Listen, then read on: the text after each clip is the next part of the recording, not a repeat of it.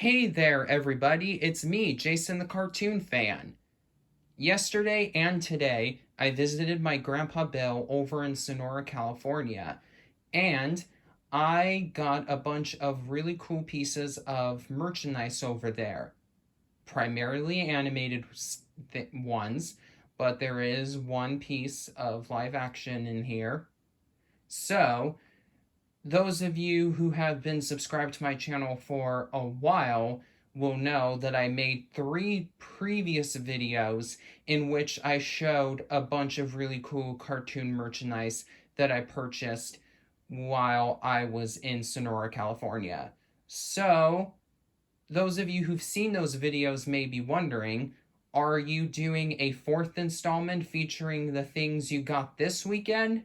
Well, in case you didn't read the title of the video, probably because you were notified that I uploaded a video and you just clicked on it without really taking a look at what the video was about, yes, that's what this video is about.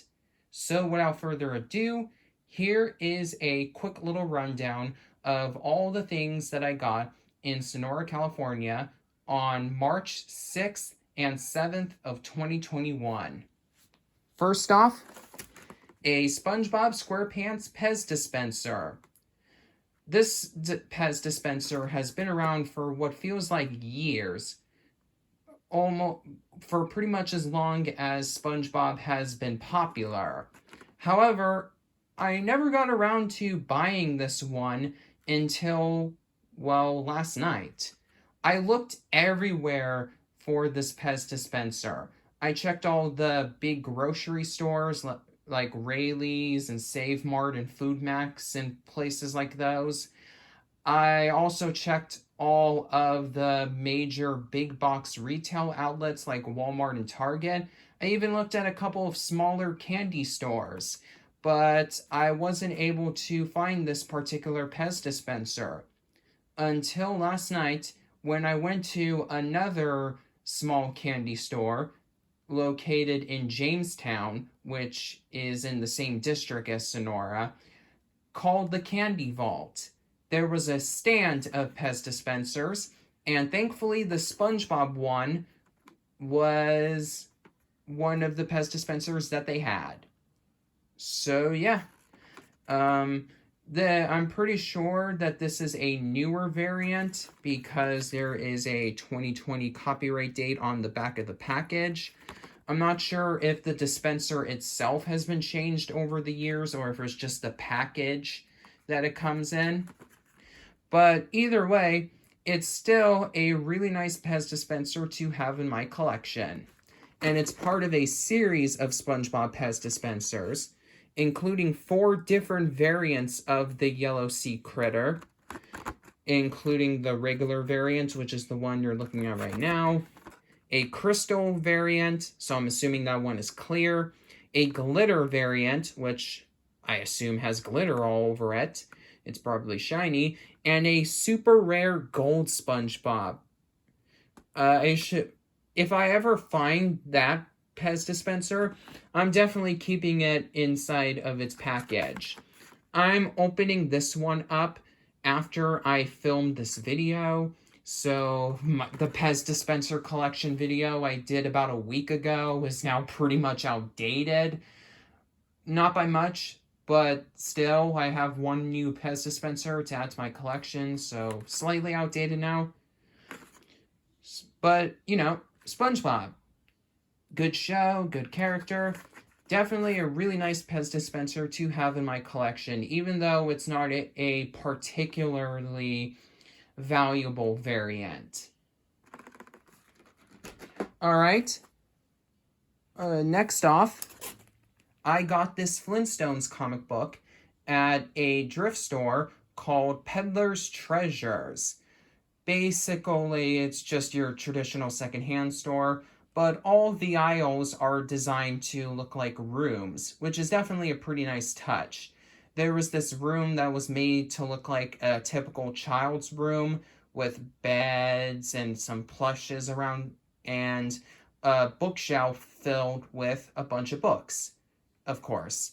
and all the stuff that you saw in there, except probably the bed, though I didn't really check to find out if that was true or not, are things you can purchase at the store. So one of the things that I found in the bookshelf was this Flintstones comic book, and this one is pretty neat because it's a comic book all about Dino. So the stories in this one revolve around him and his thought. They actually show, like, you actually understand what he wants because his thought bubbles are shown. As far as I know, this is the only piece of Flintstone, like this comic book series is the only piece of Flintstones media to actually have Dino act, well, anthropomorphic, if anamorphic, or however that's pronounced, if you know what I mean. There was an example of early installment weirdness in Dino's first appearance, which was the episode where Fred and Barney were on the Snorkosaurus hunt. Dino actually did speak full English, but in all of his future appearances, he just barked and yelped like a dog.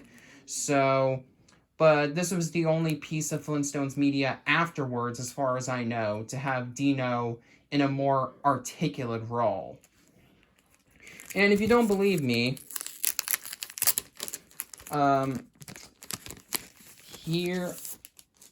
here are the inside of some of the pages so you can see.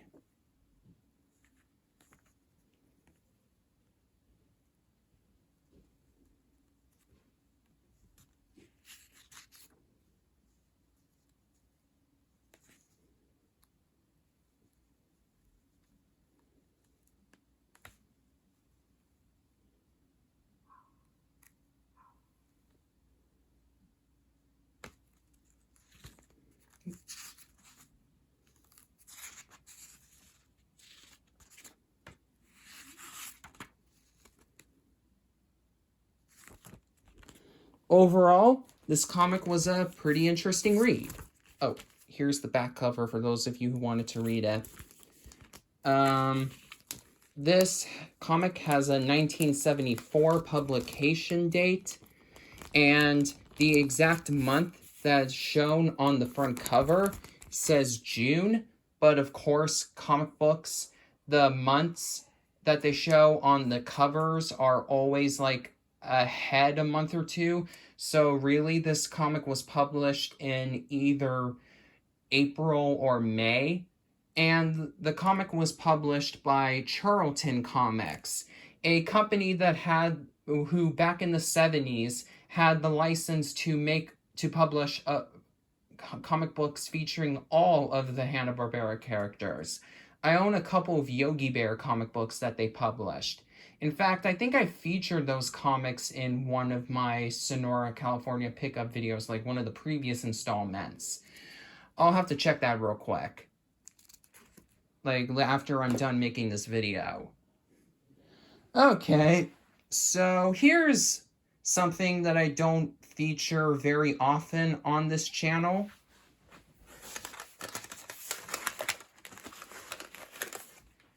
Video games. I love playing video games. I just don't play them super often because when I get electronics time, I have to choose between either using my phone or playing video games, and usually I like to use my phone because I want to keep my channel regularly updated. So, yeah, but I still play video games occasionally. I have a Game Boy Advance SP, which is backwards compatible with games for the original Game Boy and the Game Boy Color, in addition to playing games for the Game Boy Advance. So, I have an original Game Boy game, Tetris. This one is, of course, the video game that came packaged with every original Game Boy. A Game Boy Color game, the GBC port of Pac-Man. It looks like a regular Game Boy cartridge, except that it's colored black, because it can also be played on the original Game Boy in grayscale. Though I don't know why you would want to do that, because it says right below the Pac-Man logo that it's the special color edition. So why would you want to play the color edition of Pac-Man in grayscale? That doesn't make any sense to me. So these ones don't really have any connection to cartoons, though Pac-Man has had 2 different TV cartoons over the years. But these 2 are licensed cartoon video games for the Game Boy Advance. This is one that I know my good friend Yuvi will be really excited to have, for him to know that I have in my merchandise collection. Hi Puffy Amayumi, Kaznapped. Puffy Amayumi is tied with Camp Lazlo as Yuvi's favorite Cartoon Network show, and it's definitely a show that has kind of become lost to time. I mean, it has 2 DVD releases, each containing 4 episodes, but other than that, there isn't really much new, there hasn't really been much effort to preserve this show. So, I know the show had a lot of merchandise during its heyday, but it's honestly a show that I'm really surprised has an official video game. Actually, this is the first of 2 Hi Puffy Amayumi video games that came out. The second one was for the Nintendo DS. I really need to get a 3DS someday, since, it plays original DS games in addition to 3DS games. I have the Game Boy Advance, and I have the Nintendo Switch Lite. I just need the 3DS, so I'm able to play games from all the generations of Nintendo's handheld games. And the second Game Boy Advance game that I got was the GBA port of The Simpsons Road Rage, a video game that many fans of the show will be familiar with, though not quite to the same extent as a certain other video game that takes a lot of inspiration from Grand Theft Auto. You know the one I'm talking about. Chest pain! Having chest pain! Attention cars! 10-year-old hitchhiker needs a ride! Oh man, that game was awesome. But this game isn't too shabby either. Simpsons Road Rage is basically the Simpsons equivalent to the Crazy Taxi video games from Sega. So much so that Sega actually sued the developers of the game, EA and Radical Entertainment. THQ published the GBA version of the game for copyright infringement. This would normally be the part where I would bring up that Simpsons scene where groundskeeper Willie asks Bart if he wants to get sued, but I already used that clip in a video on this channel before, so I don't feel like using it for this upload. A reference is better than showing the clip if I'm just repeating the same clip over and over again if I were to actually use it in this video. But anyways, the GBA port is really impressive because of the fact that they compressed a game that was originally released for the PS2 and I believe the GameCube as well. Oh, I think it was just PS2 and original Xbox.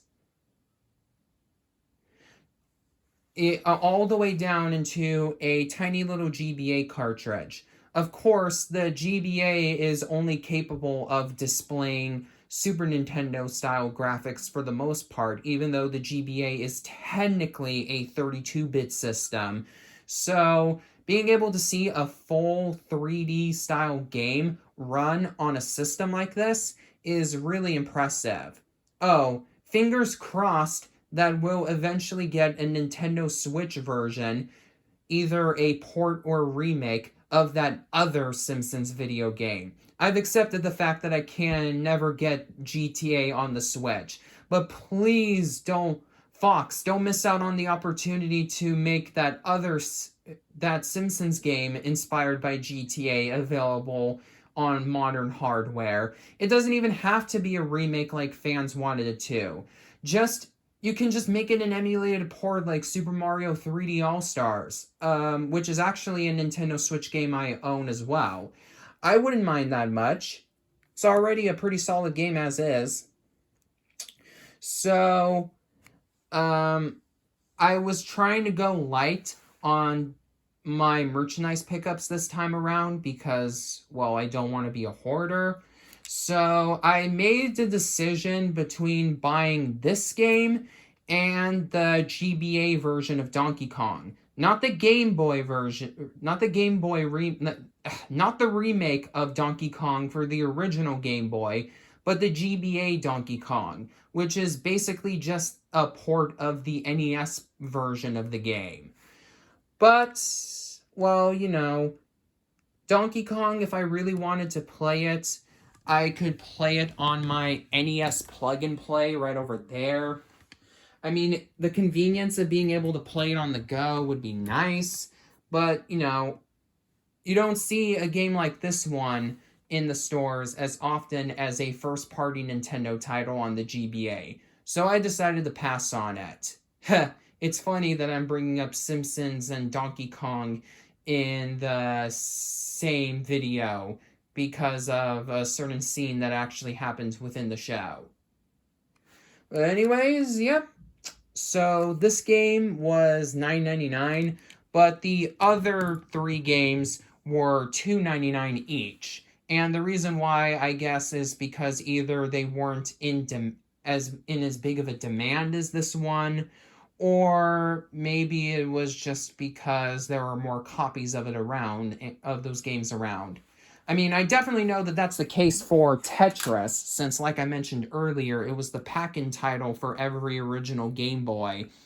But, maybe it's also the case for those other 2 games. Alrighty. Next off, we have a deck of Hanna-Barbera trading cards. This is definitely a really cool set to have. It was released in 1994 by a card company simply named Cards, with a Z at the end. To appeal to the youth. But let's not be condescending towards the company, because this is actually a really cool deck of cards.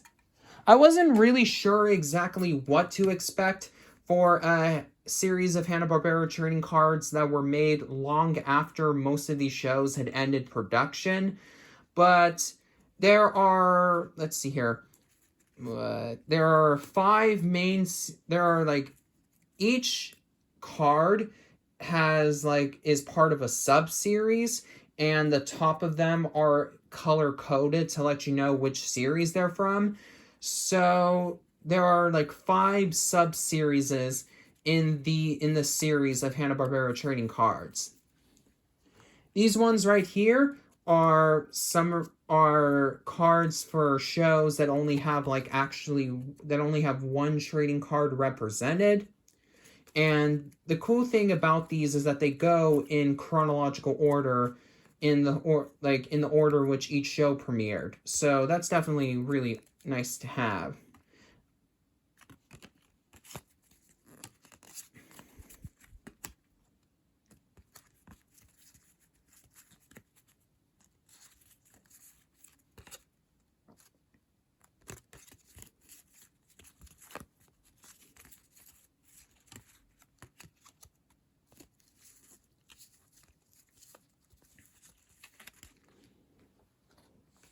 Then we have a sub-series just for Yogi Bear.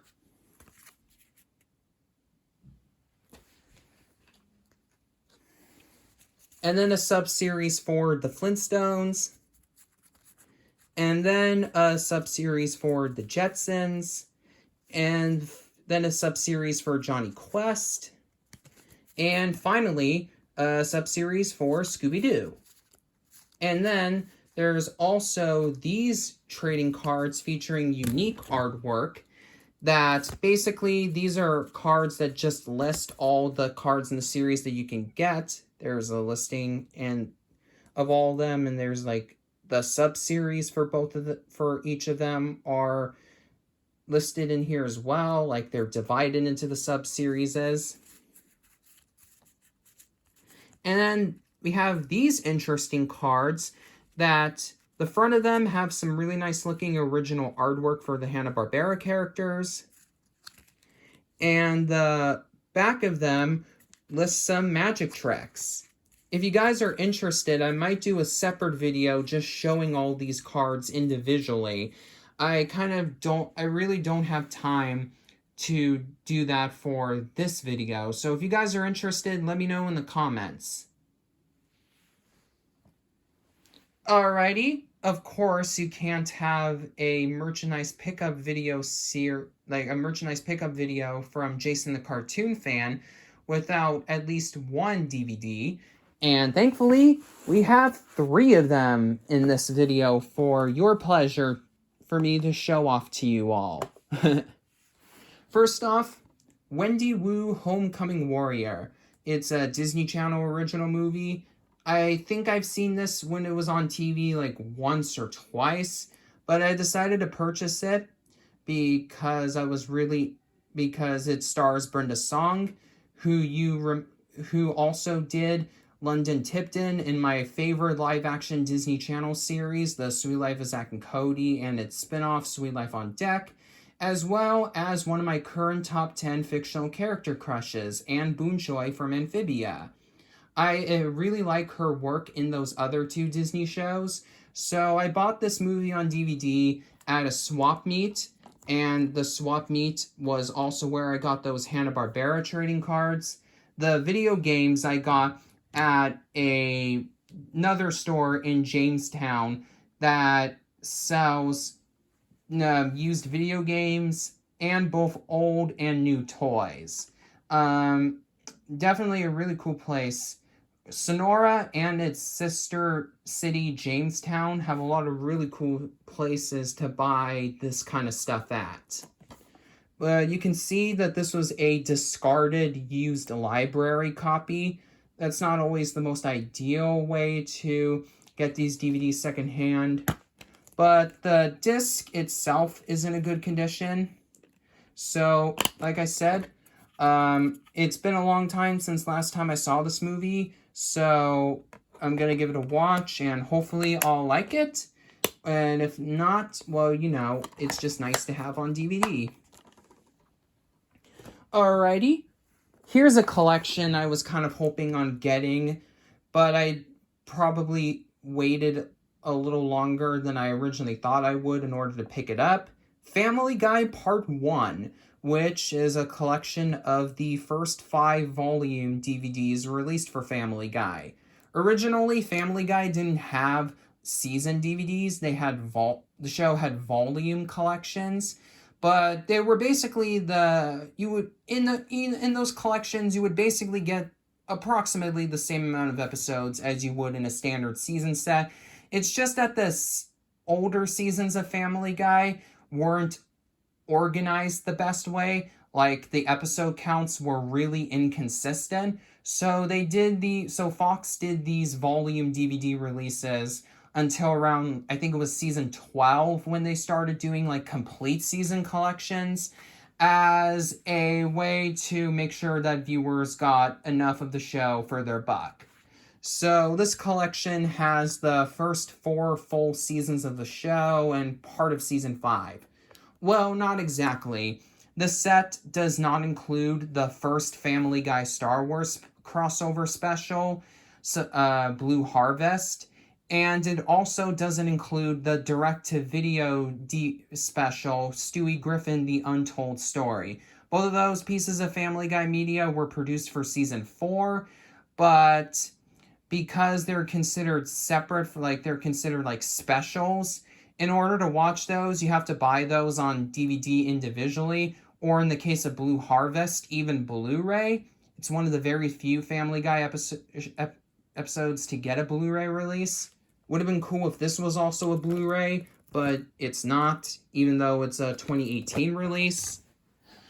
I've had this old release of the first volume of Family Guy for quite some time. It's one of the DVDs I've had in my collection the longest.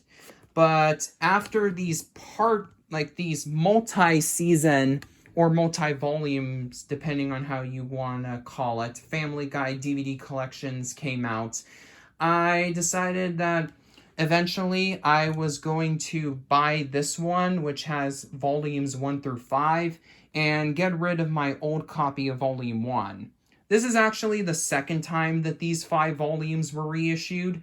The first time was in 2014 when they were reissued inside standard size DVD cases. The original releases, as you can tell from looking at my old copy of volume 1, were the box set releases in which each disc has their own individual slim case inside a cardboard box. But this new version puts all 5 volumes together in one thick case. And right over there, you can see that the front covers for all of the original releases of the 5 volumes are shown here. Definitely a really nice feature. So let me show you what it looks like inside. Unfortunately, there's nothing really spectacular in terms of the packaging. There's no back artwork. I purchased this at Walmart earlier today, but I already took the wrapping off of the case before I made this video because I wanted to watch some of the episodes that were on this set like right away. But I put the sticker, that was the shipping sticker, inside the case to let you know that I did indeed purchase this at Walmart. I like how right below it says that it's WDSCHE, which I'm assuming is an abbreviation for widescreen, even though this DVD set came, the episodes that were made are in 4:3, since Family Guy wasn't produced in widescreen until 2010. Unfortunately, each of the discs are the boring-looking silver discs that Fox uses on most of their newer DVD releases.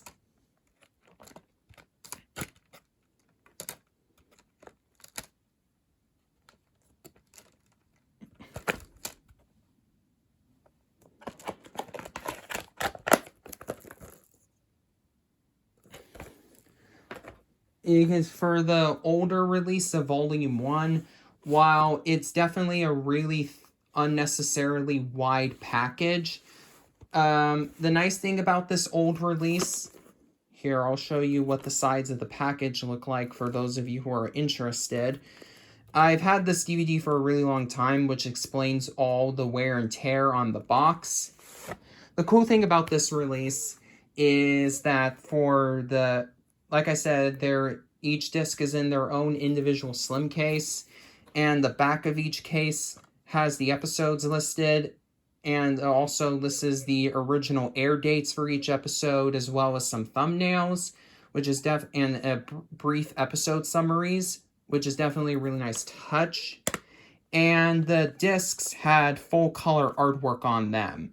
So it's unfortunate that Fox decided not to keep the full color artwork from the older DVDs for that multi-volume collection I showed you, since the standard size DVD case reissues of these volumes, at least the ones the copies of them I've seen, have the original artwork on them.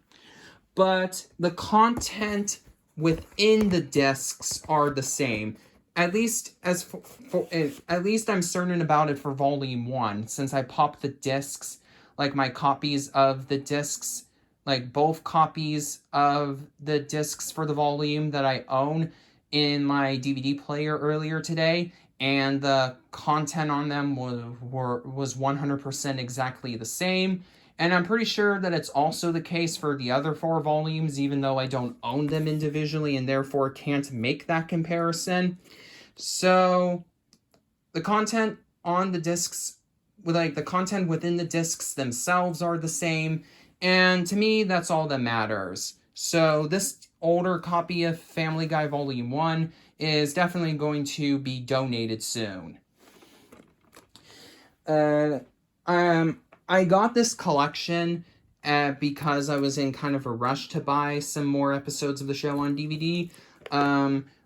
the DVD releases for The Simpsons went out of print because Disney wants you to watch the show on Disney Plus.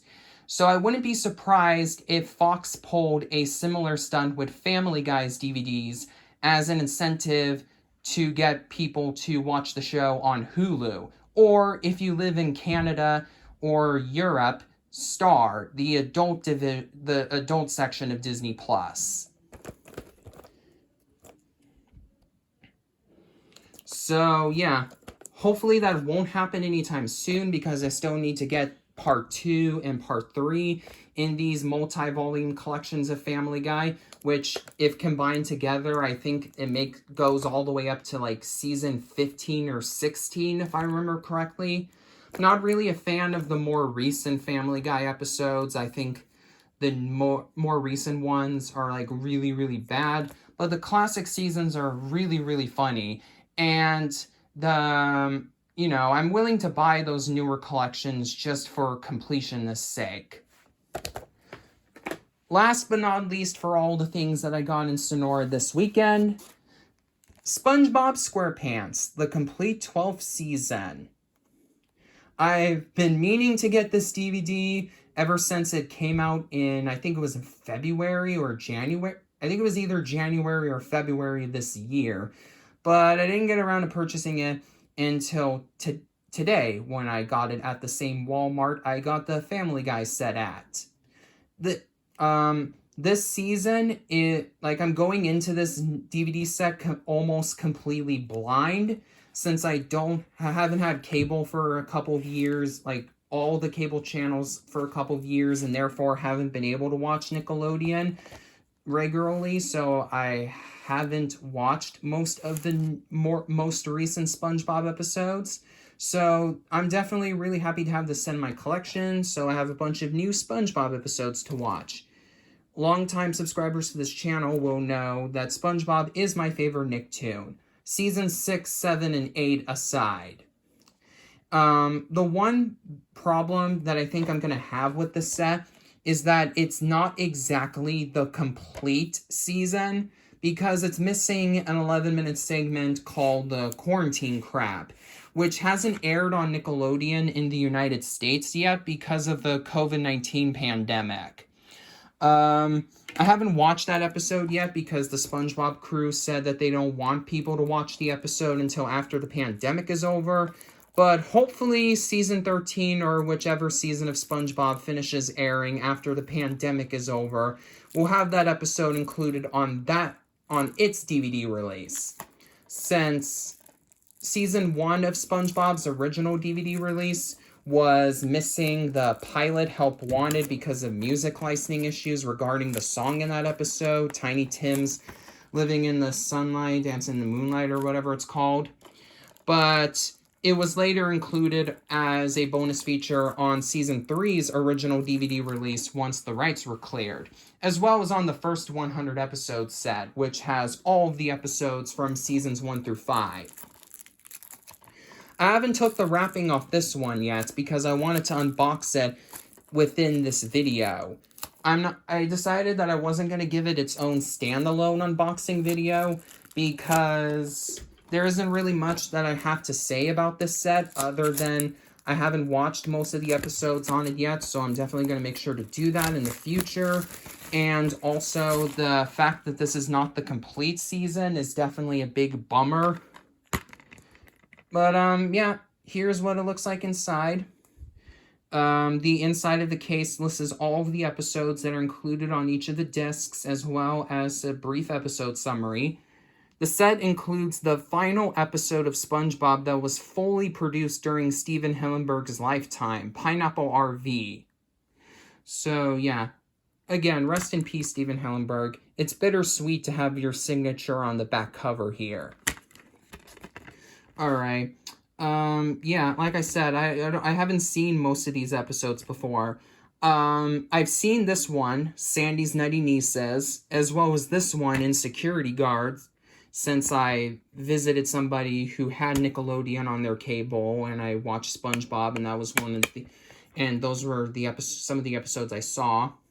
And I also saw the 20th anniversary special for the show, SpongeBob's Big Birthday Blowout, which you can see is on disc 2. And I also saw this one, Escape from Beneath Glove World, on the same day I saw Sandy's Nutty Nieces and Insecurity Guards. But the rest of this season is completely new to me. So I'm definitely really excited that I have some new SpongeBob episodes to watch, considering how much I love this show. Alright, that's everything. If you enjoyed this video, please be sure to give it a thumbs up and consider subscribing. Until next time, this is Jason the Cartoon Fan, signing off.